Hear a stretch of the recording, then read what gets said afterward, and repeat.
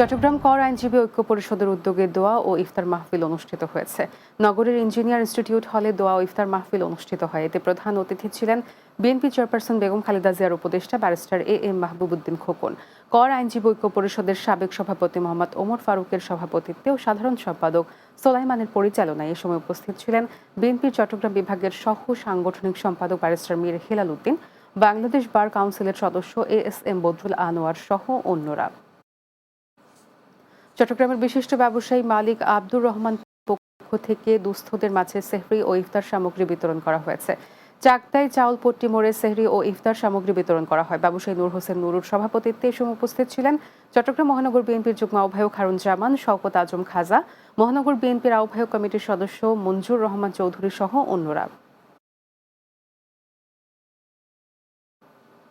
শেষ করব দিনের বাংলা, যাওয়ার আগে শিরোনামগুলো জানিয়ে দিচ্ছি আরও একবার।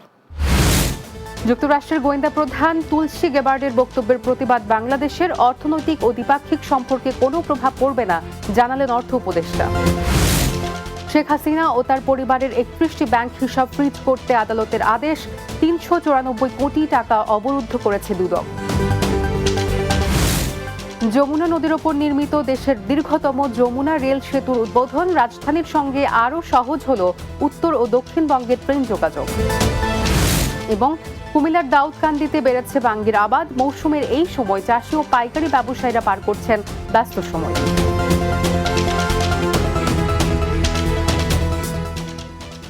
এই ছিল দিনের বাংলা। আমাদের পরবর্তী সংবাদ রাত 9টা 30 মিনিটে রাতের বাংলা দেখার আমন্ত্রণ রইল। এতক্ষণ সঙ্গে থাকার জন্য ধন্যবাদ সবাই।